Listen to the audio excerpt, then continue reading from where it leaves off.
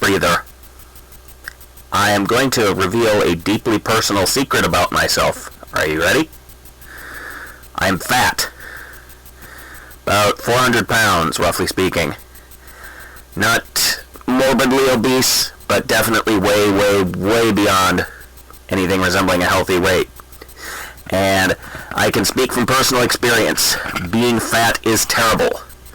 That does not mean that I am a terrible person because I am fat, but it does mean that the state of being fat is a terrible thing to have done to a person. I never chose to become fat. It is the consequence of some unhealthy eating habits that I had as a child, and I have made personal choices in my life that have exaggerated that direction in which I started to go. And I don't think they were the wrong choices to make necessarily, but they have had consequences, and I have to own up to that fact. I have to accept about myself the fact that my choices have had consequences, and this is the way I am now. The current post-millennial social climate strongly emphasizes the idea that nobody should ever be shamed for anything, and that is a very half-true and dangerous as its half-truth idea. It is halfway to being a dangerous truth, and it is also fine. You get what I'm saying. The concept of just essentially bullying people into going along with whatever the group says, whether it's the group as in the majority or the group as in the silent minority who dominates discourse because everyone else just doesn't care enough to speak up. These are problems. It's not okay to just use your bigger stick, whether it's numbers or tendency towards violence or capacity to be verbally cruel. You shouldn't just use your superior power to prey on those weaker than you.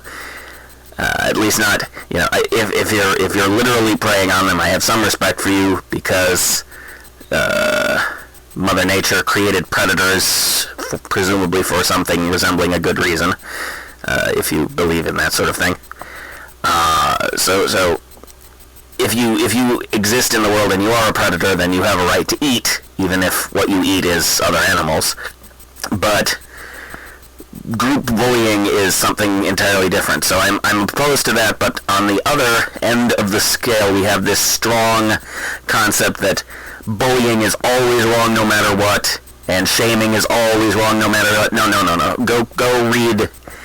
I probably shouldn't tell people to go read a book I haven't read myself.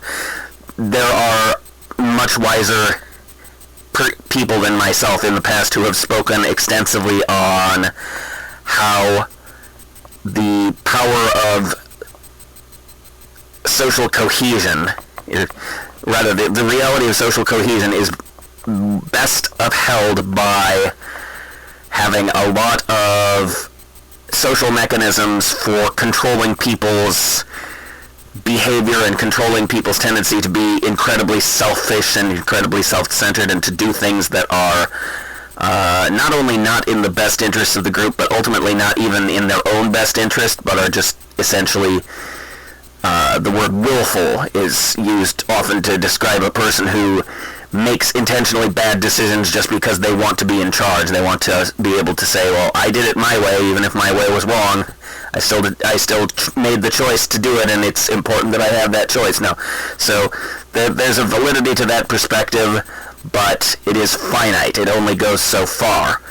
So we have, as a culture, we have the tool of being able to check people's bad behavior by social, not full social ostracization, but social getting up in people's face and confronting them with the reality that the things they are doing are destructive to other people and destructive to themselves, and by being destructive to themselves, they're also being harmful to the people that they care about and who want to have them in their life. If you're an 800-pound, I'm going to throw shade at people who have a worse version of my own problem. If you're 800 pounds and you just choose to exist that way, there are consequences to that choice, and it may not be. You're going to have negative effects on the world around you, and you don't get to just unilaterally say, well, my body, my choice, I get to do it that way because it's me, and it's all about me. You need to have some sense of perspective, some sense that the world around you, excuse me, you need to be able to say that the world around you is bigger than you, has been around a lot longer than you, will continue to be around after you're not there anymore, and you need to be able to back off from your selfishness a little bit and recognize when the people around you who are quote-unquote shaming you and trying to change your behavior, they might be doing it for better reasons than just because they feel like being a bully. Maybe they actually want what's best for you, and maybe you should actually try listening to them. Maybe not. You do have the right to make your own decisions, but don't just automatically shut people down because they're quote-unquote shaming. That's not inherently a bad thing. Even if what they're doing is closer to the end of quote-unquote bullying, they might still have good reasons for doing it, and maybe you should not just immediately plug your ears and go la la la and run away from them and just call an authority figure to get it shut down because it's quote-unquote bullying and quote-unquote shaming. Have more depth than that. Have more complexity to your problem solving than that.